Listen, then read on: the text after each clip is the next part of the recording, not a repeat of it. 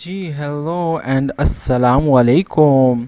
अच्छा जी, चार बच्चे हैं। लेट्स सपोज ये एक बच्चा है, ये दूसरा बच्चा है, ये तीसरा बच्चा है, ये चौथा बच्चा है। चार बच्चे हैं, इनको आपने खड़ा करना है। ठीक है।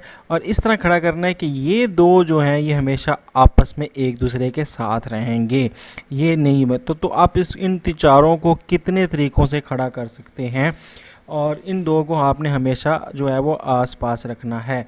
ठीक है, उनको आपने पोजीशन चेंज नहीं करनी, तो इसलिए दिमाग के ऊपर लड़ाना नहीं है, जहन जो है वो उसके ऊपर जोर नहीं डालना।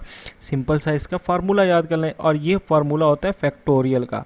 फैक्टोरियल हमें ये बताता है कि इन हाउ मैनी वेज आप कितने वेज में किसी चीज़ को अरेंज कर सकते हैं। ठीक है, तो ये फैक्टोरियल बताता है, इसका फार्मूला होता है। ठीक है, तो अब इसका फार्मूला जो सिंपल ये है कि अगर मिसाल के तौर पे अगर चले यही मिसाल ले लें, टोटल कितनी है, 4 है ना।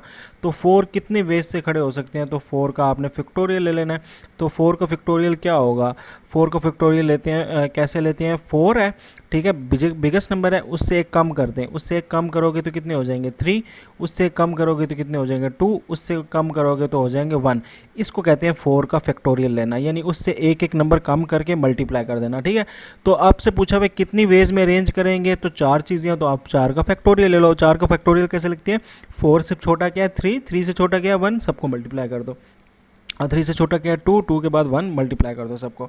मगर यहाँ पर सिंपल आपने मल्टीप्लाई नहीं करना है, उसने एक शर्त भी रखा है कि ये दो जो बंदे हैं ना, इनको ये दो जो हैं वो उसकी आप जगह नहीं चेंज कर सकते, ये टुगेदर रहेंगे हमेशा। तो अब ये थोड़ा सा इसमें ट्विस्ट है, तो ये as it will be not as simple as कि आप सिंपल फैक्टोरियल ले लोगे और क्वेश्चन सॉल्व हो जाएगा। इसमें आप थोड़ा सा काम करोगे, मैं आपको बताता हूँ क्या है। ठीक है, सबसे पहले तो ये देखें कि ये टोटल बनते कितने हैं। ये हमारे पास लेट्स सपोज कि दोबारा मैं कर रहा हूँ, ए है, बी है, सी है, डी है। ठीक है, तो इसमें हमारे पास ये एक हो गया, ये दो हो गया, और सी डी हमेशा इकट्ठे रहेंगे। ठीक है, तो ये टोटल कितने बन गए, ये एक बन गया, ये दो बन गया, और ये इस तीनों को इकट्ठा ले लेंगे तो 3 बन गए। तो ये हमारा फैक्टोरियल क्या बन गया 3।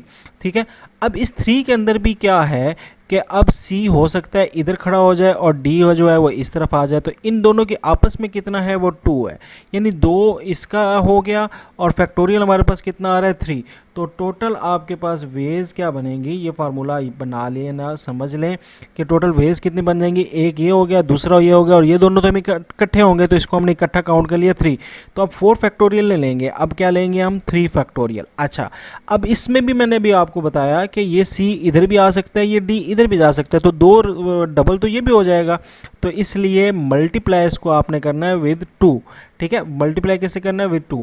तो अब फैक्टोरियल पहले निकाल लें। फैक्टोरियल मैंने आपको बताया है कि 3 का फैक्टोरियल आपने निकालना है, तो कैसे निकालेंगे, 3 मल्टीप्लाई बाय 2 मल्टीप्लाई बाय 1।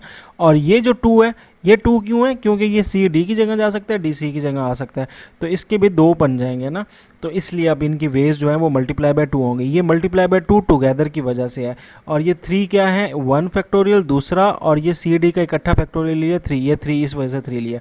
तो 3 का फैक्टोरियल लिया, तो 3 2 ज़ा 6, 6 1 ज़ा 6 मल्टीप्लाई बाय 2 और इज इक्वल टू 12। तो 12 वेज आपकी टोटल मालूम हो जाएंगी।